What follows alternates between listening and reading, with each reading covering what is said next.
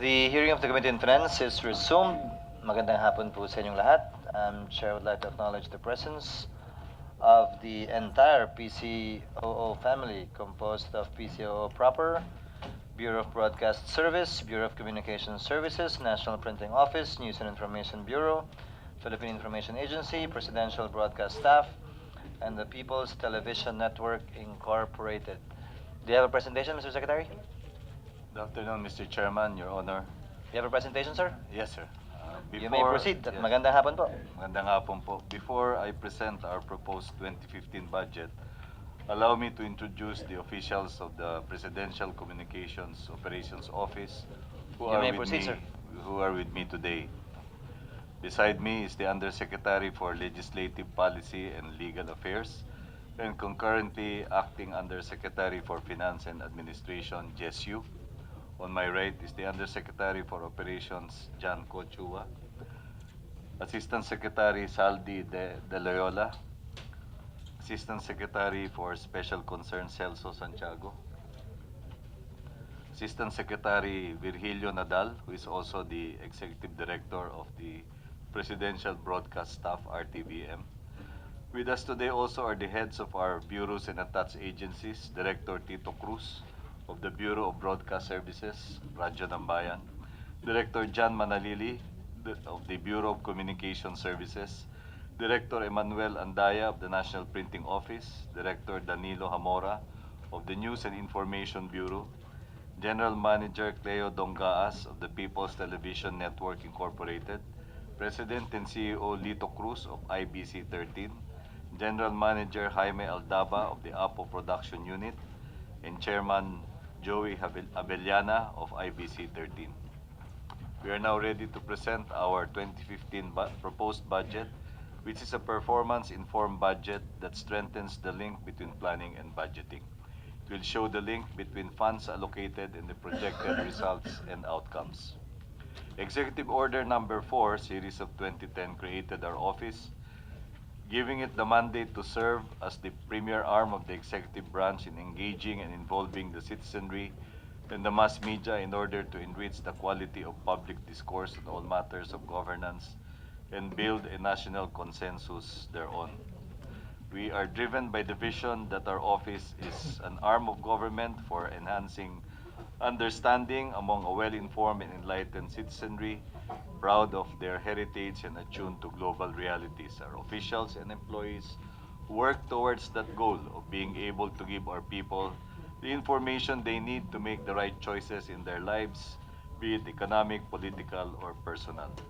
Our key result area is anti-corruption, or transparent, accountable, and participatory governance, and the sectoral outcome is public information dissemination and enhanced citizens' access to developmental information and participation in governance. These are marked by the following organizational outcomes: public access, engagement, and understanding of presidential policies and government programs achieved, and responsive and self-sustaining printing operations achieved. This administration is driven by President Aquino's social contract with the Filipino people that is anchored on 5 pillars, namely good governance, poverty reduction, inclusive growth, integrity of environment, and peace and rule of law. Our office, through its bureaus and agencies, committed to deliver media operation services, and this is being delivered by PCOO proper, NIB, and RTBM. Public Broadcasting and Developmental Communication Services by the Bureau of Broadcast Services, Radyo ng Bayan. Communication Development and Production Services by the Bureau of Communication Services. National Printing Services by the NPO and the APO Production Unit. Development Communication Services, PIA, and Television Network Operations Services, People's Television. To enable us to deliver on our commitments in 2015, our office is proposing a 1.022 billion peso budget distributed as follows: PCOO proper 196.8 million, BBS 284.8 million, BCS 34 million, NPO 6,000, NIB 104.6 million, PIA 271.2 million, RTVM or the Presidential Broadcast Staff 130.2 million. Mr. Chairman, Your Honor, our proposed budget for 2015 reflects an overall decrease of 159 million or 13.47%. With the exception of the Bureau of Broadcast Services, our bureaus and agencies do not have a capital outlay allotment for 2015. For 2015, the lion's share of our department budget will go to our two offices that maintain a nationwide presence, namely Bureau of Broadcast Services, Radyo ng Bayan, 28%, and Philippine Information Agency, 26%. PCOO proper gets 19% of the budget, while Presidential Broadcast Staff, RTBM, gets 13%, NIB 10%, BCS 3%, and National Printing Office 1%. As earlier mentioned, the BBS is the only bureau under PCOO which has a provision for capital outlay representing procurement of motor vehicles. The decrease in budget for the PCOO by allotment class shows a 15.57% decrease in personnel services, which is the net result of the following: filling up of unfilled plantilla positions and corollary increase in the salaries account and the associated personal services accounts, reduction in manpower complement as a result of retirement and transfer to other government agencies, and decrease of almost 100% in the personal services of National Printing Office. Let me explain briefly, Mr. Chairman. The National Printing Office is given what we may describe as a token allocation of 6,000 pesos for personal services pursuant to its corresponding special provisions, and this is mentioned in Section 3 in the 2015 National Expenditure Program or NEP. In the previous years, Mr. Chairman, Your Honor, the National Printing Office has established its capability to generate enough cash resources from its own operations to finance the payment of personal salaries and other miscellaneous and operating expenses. And that is why the Department of Budget and Management deemed it to be more in keeping with efficiency to just allocate a minimal amount in the National Expenditure Program, because anyway the cash resources to be required by NPO will be internally generated instead of having to place an amounts in the budget that will have to be processed in accordance with the usual protocols. Maintenance and other operating expenses or MOOE for 2015 reflects a minimal increase of 1.4%. Furthermore, the MOOE for the National Printing Office again was reduced in accordance with what I have just explained, and the capital outlay of 12.6 million reflects the procurement of motor vehicles by the Bureau of Broadcast Services. So we have in this slide before us now the allocation of our budget with respect to personal services, which is 50%, MOOE 49%, and capital outlay 1%. Looking at the budget by expenditure program, we can see that operations gets the most sizable portion of the budget at 803.1 million, and general administrative services gets 218.7 million.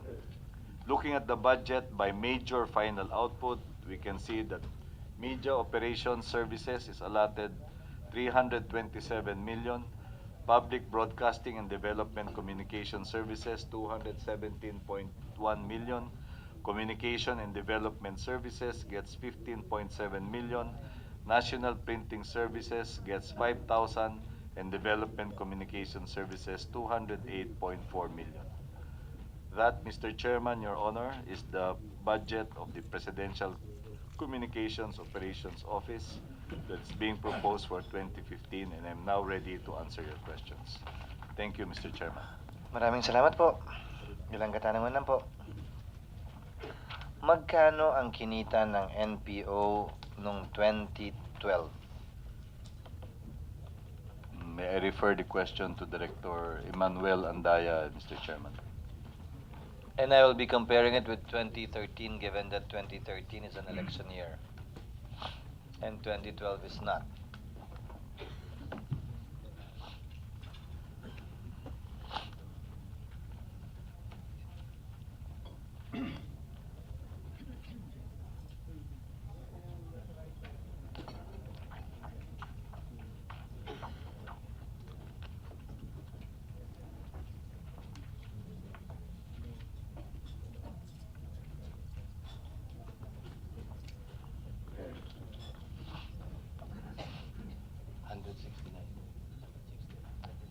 In 2000, good afternoon, Your Honor. Good afternoon. In 2012, our income is to 156 million, thereabouts. 156. In 2013, 169 million. income? Kala ko pumapalo kayo ng 1 billion. Revenue, Yes, revenue, sorry, revenue. revenue. Yes. Revenue for 2012.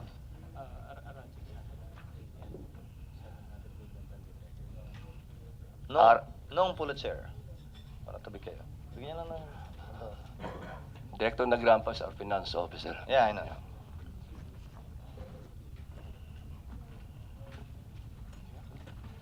2012, it's how much?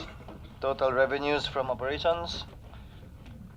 In 2012, Your Honor, we have a revenue of about 650 million, 650. 2013, excluding the COMELEC.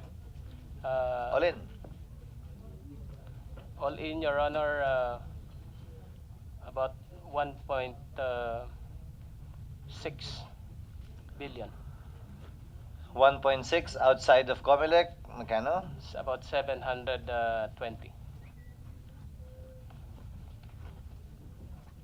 2011, do you have the figure? I don't have the figure, Your Honor. I'll First 6 months of 2014, for 2014, Your Honor, our total revenue is around 460 million as of today, as of June.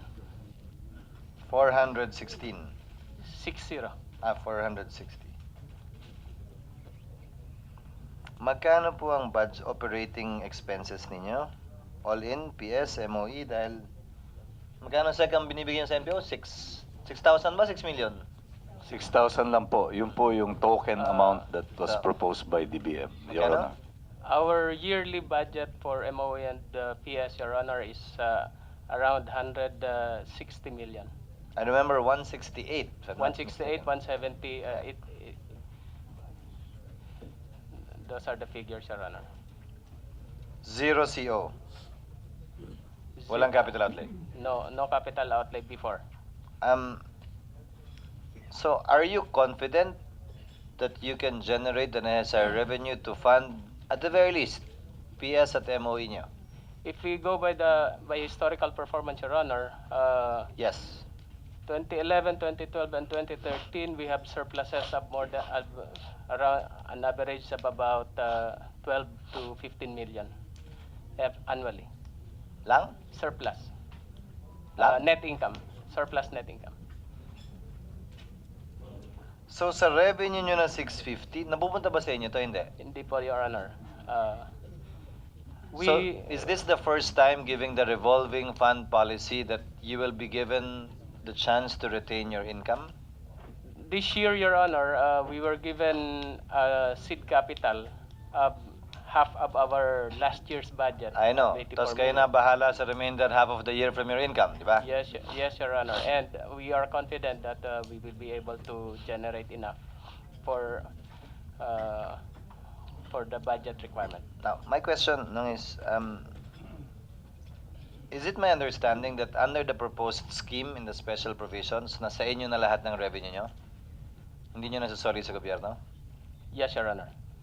So you stand to earn, if projections are correct, approximately 460, about 800 a year? Yes, Your Honor. We project to have an increase this year over the historical performance in the last 2-3 years, Your Honor. Gross revenues ba to? Yes, Your Honor. What is the net income of the NPO per year? Uh, the budget that we submit to DBM plus about 10 to 15 million at that range, Your Honor. So it's roughly 168 plus 10 to 15 million. Yes, Your Honor. Tama ba? Yes, Your Honor. So you're talking about 180, 185 Yes, sir. million. Ang net income nyo? Yes, sir. That's the amount that we normally generate over the year and deposit to the National Treasury. So wala pa rin kayong provision for capital outlay kung ganito lang ang pupunta sa inyo? Yes, Your Honor, but we believe that the surplus can be used for capital outlay. The previous years when we deposited to National Treasury, DBM did not allow us to use those surpluses, even ngayon if we pwede na? requested. This is the advantage of this year's budget, that we are now allowed a leeway to use our surplus. Now, why 6,000? Why not 5? Why not 4? Why not 3? Magpapakyut din lang naman kayo, but 6,000 pa? Good afternoon, Your Honor. This was the amount proposed by DBM, Your Honor. Why Not didn't us. you? Wasn't your curiosity piqued? I mean, why 6? Um, And why was no amount placed in MOE? It's all in PS, right? Yes, it's all in PS, Your Honor. If you read the Supreme Court decision on DAP, augmentation of an item is by allotment class, meaning to say, if you do not put an amount in the allotment class of either MOE or CO, you cannot augment that. I think the theory behind the 6,000 amount is that in case of fire, right, it can be augmented through savings. Yes, Your Honor. But without an allotment for MOE or CO, you cannot do that. Mr. Chairman, if I may make Sir. a point. During the hearing of the House of Representatives Committee on Appropriations, it was pointed out by some members thereof that we may need to review the special provision pertaining to the National Printing Office, precisely because of the concern you have just expressed. And we said we will defer to the best judgment of the committees of the House and the Senate, and we would like to propose an appropriate provision that will cover this concern, Your Honor. My next query and concern is still on NPO. I'll address it, I guess, to Secretary Coloma or USECU. Nabasa niyo po yung ibang mga provision sa budget. May mga pinagkukunan din naman yung mga ibang ahensya. May mga self-generating revenues na pinagkukunan sila. Ang ginawa ng DBM doon, nilagay yung amount, pero sinabi na doon kukunin sa source na yon. Why can we not do that too in the special provision? For example, wordings to the effect that the amount of 170 million sourced from the revenue generated by the MPO from its operations shall be appropriated as provided herein for the maintenance and other operating expenses NPS of the NPO. Any excess shall form part of the revolving fund, which can be utilized by the NPO either to augment its MOE or for CO. Ang habol ko lang, I read the letters of some of the employees from NPO and para lang makatulog ba sila sa gabi na hindi 6,000 yung nakalagay sa budget nila. Total naman, ang suma total nun, pareho lang naman eh. Diba? I mean, it's the same. Would you be amenable? Mr. Chairman, Your Honor, sang-ayon po kami sa inyong binanggit at gagawin po namin ang nararapat. We will make the necessary representations with DBM and with the committees of Congress regarding this matter. Please, sir. Thank you. One last point on NPO. Exclusive printer kayo ng ano? Meron pa ho bang naiwan o wala na kayong exclusivity? Your Honor, we have a mandate in Executive Order 285 for exclusivity. It was amended by another executive order Na hindi na kayo exclusive. that we are no longer exclusive, but NPO went to court, went to the Supreme Court, and it was harmonized later on by Memorandum Circular 180, Which now says, which now says that proceed, sir. the exclusivity, while not so much exclusive, is still there. Pakiulit nga uli nung Because parang hindi ko na-gets yun. there are also other printers that that are now present, government printers, and Like what else? well, APO and BSP, Your Honor, BSP. Bangko Central Security Printing, Your Honor. Hindi pa kino-contract out din nila yan? I'm not familiar with the operations of Bangko Central, Your Honor. So, hindi ba natin pwedeng gawing tatlo kung sino pinakamura? Meaning Current- one of the three. Currently, Your Honor, there are 3 government printers, APO, NPO, and BSP. Is there a provision of law that says you have priority or first crack or exclusivity? The three, ah. None, Your Honor, except for the ballot, wherein the exclusivity is only among NPO and BSP, but BSP does not meddle with the ballot. So, Except for the ballots, are you competitive in your prices? yes, Your Honor. May I ask the same of Apple? Sir, is Apple competitive? Good afternoon, Chairman. Hi, sir. I believe so, sir. Yes. When you say I believe so, you're comparable to the private sector? No. We have taken contracts on open bidding, yes, sir, and we won over private contractors. Is the same true with NPO? Yes, Your Honor, except that there's a little inefficiency for. We have made a study that we are really overstaffed. So when we price our products, we consider the labor component, especially the direct labor. So you're It's not a as little bit competitive. high compared to industry. Kung competitive sana kayo, I can bat for and push for exclusivity in certain printing jobs, but if you're not, how can I favor a government? Yes, Secretary Lama. Mr. Chairman, Your Honor, with regard to price competitiveness, there is a GPPB, Government Procurement Board resolution, stating that the prices or the rates that are assessed by the recognized government printers, namely NPO, APO, and BSP, would have to be competitive with those offered by the private sector. So whenever there are government agencies that would have printing jobs and they're able to secure more competitive or lower prices, they're given permission by the GPPB. But let me point out an important fact, Mr. Chairman, Your Honor.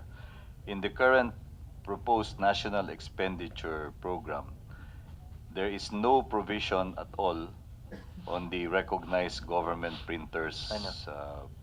And this is why I would like to manifest to the committee here and now that I wrote a letter to the Secretary of Budget and Management calling attention for the need to reinstate the previous provision in the NEP because this would be essential to the continued viability of NPO and upper production unit, Mr. Chairman.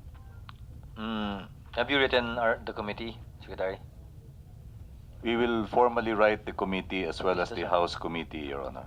Please do so. I have every reason to adopt the same provision as found in the previous GA, but kindly so write us, sir. So, no doubt, no, that you can pay for your employees' salaries and pay for your MOE. We are confident, Your Honor, that we can meet it. Iba yung confidence and no doubt. No doubt? No doubt, Your Honor. No doubt. Thank you. Now, another query, Mr. Secretary, if I may. This is on IBC 13. I know we've discussed this on the phone, but at least for the record, we can have the responses. IBC 13 will be privatized. That is correct, Mr. Chairman. Meaning, it's a question of when, not if. If I may give you an update, Mr. Chairman, we have already started the process of privatization. IBC, as I have been informed, has already engaged the services of a privatization process manager, which is the Development Bank of the Philippines, and this is as proposed by the GCG. So the process of privatizing IBC is already ongoing, Mr. Chairman. What is the rough timetable, Mr. Secretary? Para ho, hindi naman parang mga pusang hindi maihi, yung mga mabibenepisyohan o tatamaan man ng privatization na ito. Ang patakaran po ng Pangulo ay iisa lamang ang dapat na manatiling government television network. Kaya ang ating pong time frame ay dapat ma-accomplish po ito sa loob ng termino ng ating Pangulo. Thank you very much for that, Mr. Secretary. Now, what about the status of the JV agreement with R2? I understand this is under litigation. Is it still under litigation? O na-resolve na yung kaso? Ang status po, Mr. Chairman, ay under arbitration po at hindi po under litigation. Yung pong arbitration, we have initiated and the other party has agreed to an arbitration because according to the provisions of the contract, that is the mode of resolving disputes in the interpretation of the contract. And we have followed the guidance of the Office of the Government Corporate Counsel to resolve noted items in the contract that will have to undergo the process of arbitration. So that is where it is at, Mr. Chairman. Kamusta naman yung arbitration? Is it getting any... Are you gaining any headway? Is it getting anywhere? Undersecretary, you will give the Please, update, yes, Mr. you. Chairman. Yes, good afternoon, Mr. Chairman. We have initiated discussions with the R2 builders regarding the provision on arbitration. When was this? This was started early this year, Your Honor, but we have not yet initiated the actual arbitral process. We have entered into discussions with R2 and we have informed the Office of the Government Corporate Counsel regarding this matter. Refresh my memory. If there is no case, then what is the reason to even arbitrate? Your Honor, please. Under the JVA, there is a provision regarding arbitration for the resolution of dispute. So parties cannot go to court. I agree. What's the dispute about? If I remember correctly, someone filed a case. I think it's a different party, Your Honor. I don't not know, but involving- someone filed a case, right? I think so. Yeah. Questioning the JVA, Question. either before the courts or the ombudsman. Mr. Chairman, Your Somewhere. Honor, we are not aware of any case filed in court against our management regarding the JVA. What No, we are against aware, R2. no, there is litigation initiated by other parties against R2, but not involving the As the government losing or bidder IBC. or ano yan? I am not aware of the details, Your Honor, but the action is against R2 itself and does not involve IBC, Your Honor. Yusek Yu, are you familiar? No, Your Honor. Kung walang The same- problema, why are you arbitrating even with them? It's with respect, Your Honor, please, regarding the delay in the payment by R2. There are certain provisions, monetary considerations in the JVA, which R2 has not complied with as of today, Mr. Chairman. And theoretically, dun manggagaling dapat, di ba? Yung ibang operating expenses ng IBC as of now until it is finally privatized. Yes, yes, Your Honor. Would that be correct? Yes, Your Honor. That's correct. Can you ask someone, Yusek Yu, to find out what that case is all about? Because my understanding is that's principally the reason why R2 is a bit gun shy in shelling out certain monies, given the existing case filed against them. Okay, yes, Your Honor. We will get the necessary details and submit Please the and required inform us, report. sir. Now, Thank you, Your Honor. in the meantime, Secretary, that it's not yet privatized. Again, I just want to formalize what we discussed on the phone in the interest of well, transparency. Habang hindi pa napa-privatize, IBC 13 is in limbo. Meaning, sabi ng GCG, ganito, sabi naman ng gobyerno, private na yan. Is it possible for us, to your mind, to appropriate funds similar to, for example, the subsidy given to PTV4 by way of assistance to ano yun? No, no. Ano yung item sa yes, to GOCCs. Subsidy to GOCCs. Funds that would update them, again, as we discussed, on certain unpaid contributions to SSS, to PhilHealth. I'll do this one by one later, but conceptually, would that be possible, sir? Mr. Chairman, malaking tulong po yan and most welcome po yung proposal na yan para sa IBC. Let me confirm po the figures if I am correct. Unpaid contributions and loans from May to July 2014, which includes SSS, PhilHealth, and Pag-ibig. Who can answer, sir? Mr. Chairman, we have here the President and CEO, Mr. Cruz? Lito Cruz. Yes. Is the figure accurate, sir? 2.643 million or 41.88? That's right, Mr. Chairman. Projected current contributions, August to December 2014, 4,462,790.65. That's accurate, Mr. Chairman. What does compromise SSS mean? We had, when we took over, the new board took over, they had a loan of, may utang silang around 23 million. Sino po yun sila? IBC, the old management, sir, Mr. Chairman. And then, so to date, we have paid around 17 million. So ang utang namin na lang is, we owe them 3,697,457.60. So out of the 20-something million, we were able to pay around 17 million already. So since we took over 2 years ago. Ano po yung terms of payment? How much are we paying monthly? No, in month.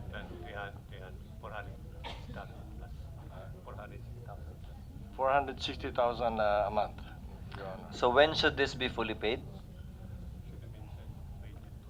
By June, but already we have made another proposal. By to- June of this year.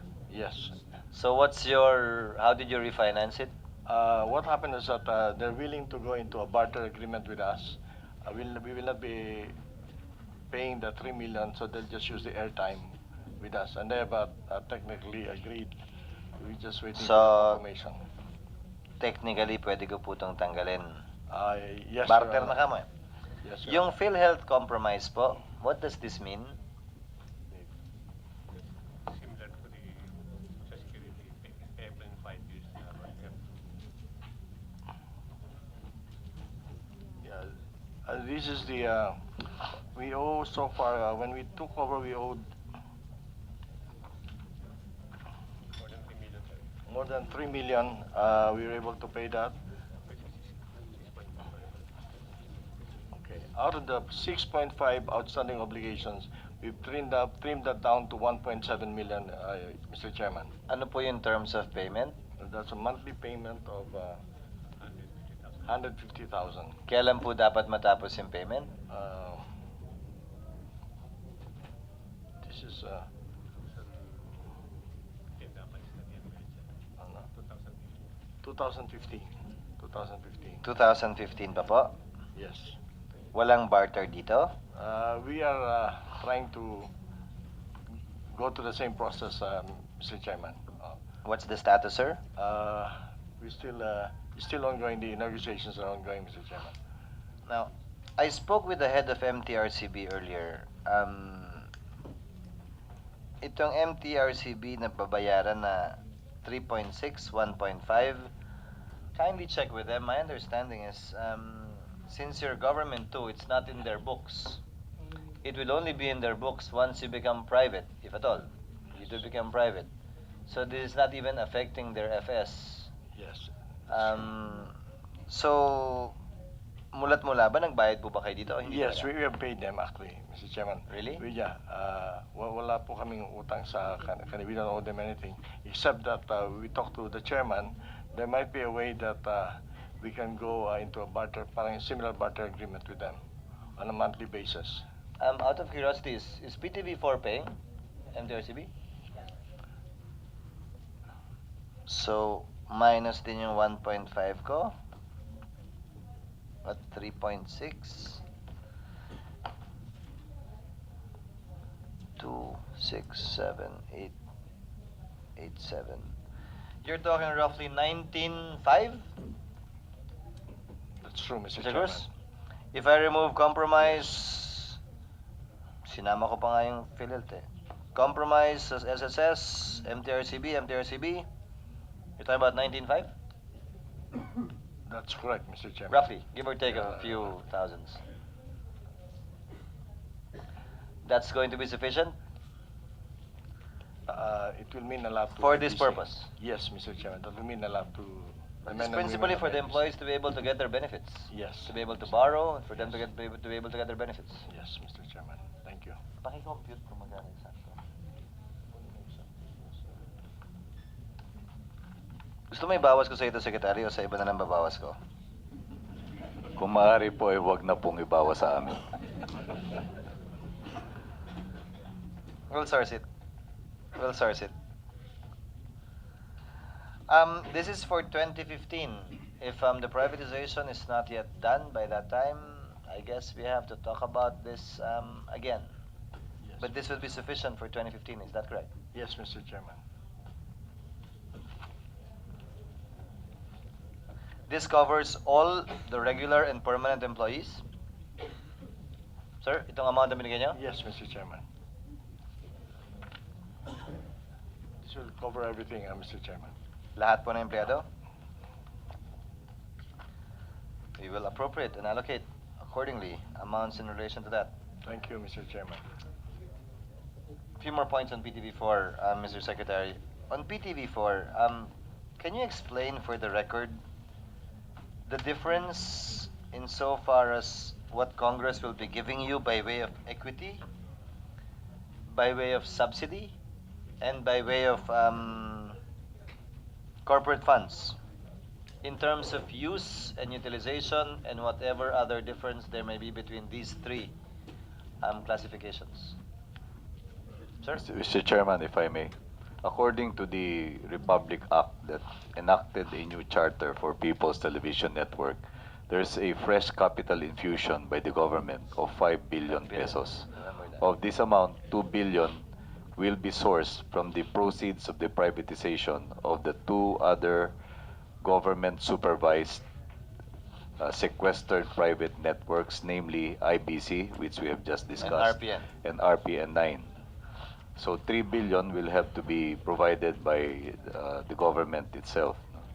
And of this amount, we have been informed by the Department of Budget and Management that the allocations that they have made for capital outlay will be charged to the capital account of PTV. And if the reckoning will start in the current budget for 2014, the amount that we have for capital expenditures is 759 million. And in the proposed NEP for 2015, the amount is 892. 892 million. So if this is the concept, then we will have to accumulate these amounts until they reach the amount of 3 billion, and then add this to the 2 billion that is hoped to be generated by the privatization of IBC and RPN. So that will be the source of funds for the capitalization of PTV, Mr. Chairman. No, my question actually, Secretary, is saan ho gagastusin yung pera? I understand what equity means, that you're buying into the authorized capital stock of the newly created company under the law, but exactly where will the money go? Principally to capital expenditures, Mr. Chairman. As we know, the operations of a television network is very capital intensive, especially considering that there will now be a transition to a new technology, which is the digital terrestrial television. and the government has already decided on adopting the ISDBT In Japan. system, which is the Japanese system. And although there are assurances of assistance on a government-to-government basis, we need to be able to generate sufficient revenues to augment the capitalization that's provided by law. By any reckoning, the 5 billion is a small amount of capitalization for a nationwide television network, Your Honor. Sir, when you say principally for capital equipment, meaning you can use it for, actually my basic question is, will you use it, this equity part, for capital investments, meaning equipment, probably buildings, lands, or will you also use this for MOOE and PS?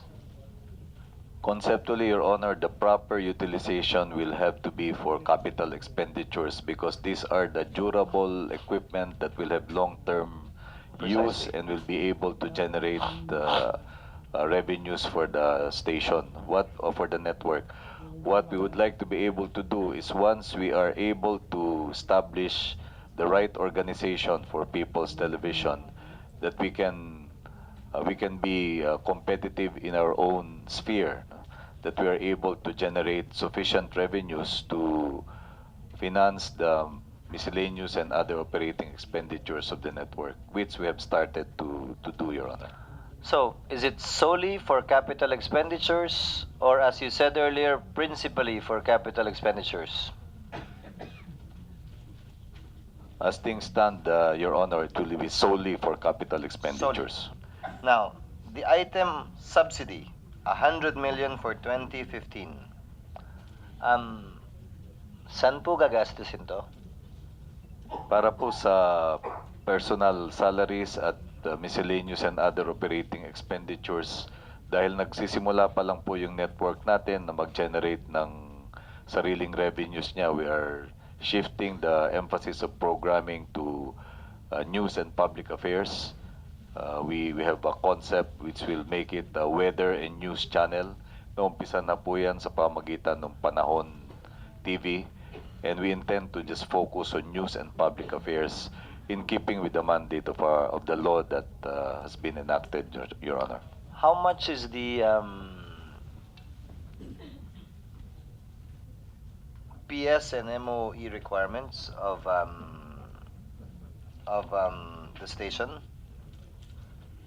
Approximately 22 million a month, Your Honor. So that's approximately 260? That is correct, Your Honor. More? I heard more. More? 260. So the remaining balance of about 160 will be generated from revenues of the station? That is what we are endeavoring to accomplish, Mr. Chairman. Out of curiosity, how much did you earn in 2012? May I request the General Manager, Mr. Please. Cleo Dongaas, to answer, Your Honor. Jim Dongas, please. Good afternoon, sir. Good afternoon, Mr. Chairman. In 2012, sir, the network was able to generate 124 million, sir. Good enough. Kapos kayo ng konti. In 2013, do you have it? In 2013, sir, we were able to generate 137, sir.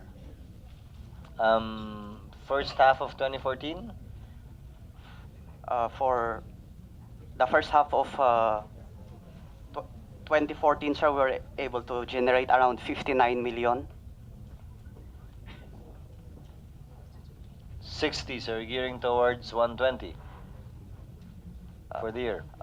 At the rate which the things are going, more or less, sir. So, kulang? We are trying our best, sir, in the next few months to increase revenue. Pag kulang, paano pong gagawin nyo?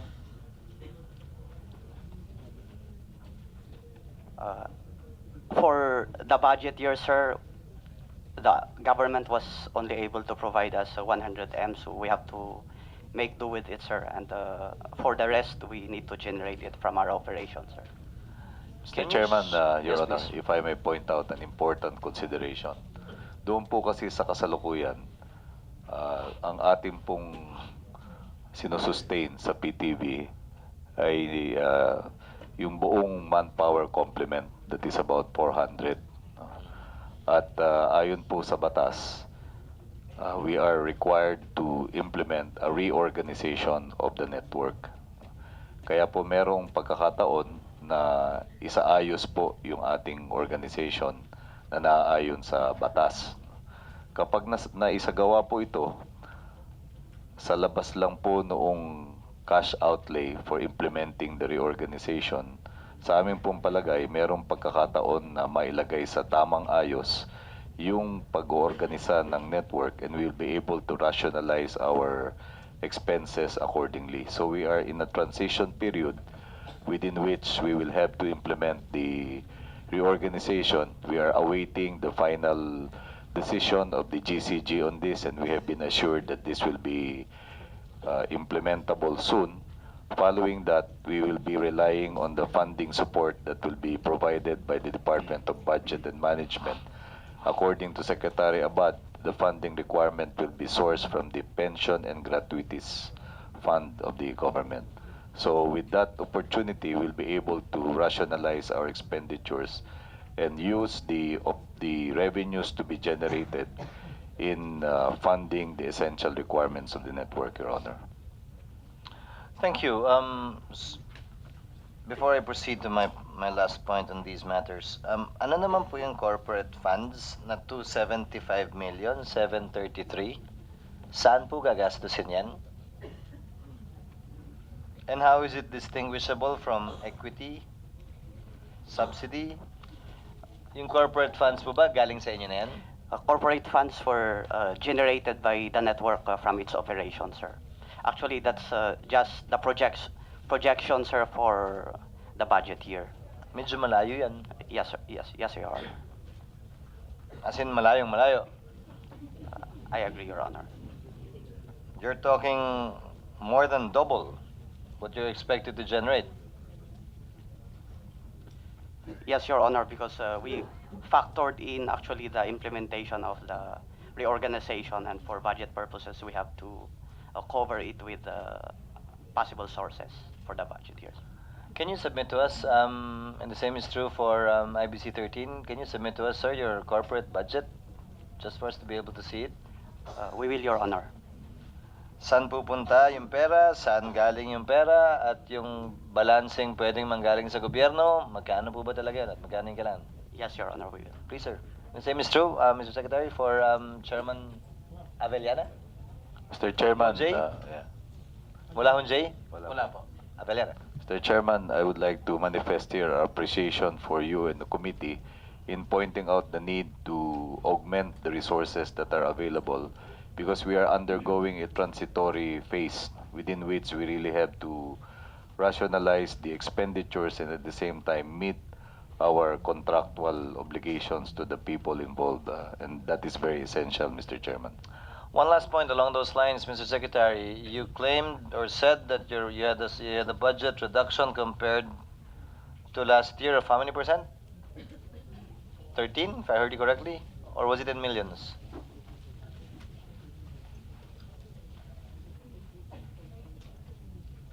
So I heard you correctly, 13%. That is correct, Your Honor. The decrease is in the order of 13.47% or 159 million pesos. Can Your you Honor. submit to us, sir, your proposed budget as submitted to the DBM? May we have that figure? How much was that? We will submit that, Your Honor. Kindly submit that to us. You did not ask. I was the one who asked, so you will not be violating any AO issued on lobbying. Now, we just want to be able to compare so that in case we can find some fiscal space somewhere in the budget, we would be able to choose certain items in various departments to fund, which ones to fund, which ones not to fund, via prioritization. But at least we would know where it will go. If we can see your proposed budgets and which items were slashed, were cut, or removed by the DBM. We will comply, and we would like to thank you, Your Honor. Please, sir, kindly do so. There be no other interventions and no other member who registered their desire to make interventions or inquiries on the budget of the PCOO as well as its attached agencies and offices, subject to the submission of documents in compliance with the requests made by the chair, the proposed budget for PCOO and its attached agencies is hereby submitted for approval by plenary for its deliberation and final approval. Thank you, ladies and gentlemen. Magandang hapon po. Thank you, Mr. Chairman. Hearing is suspended.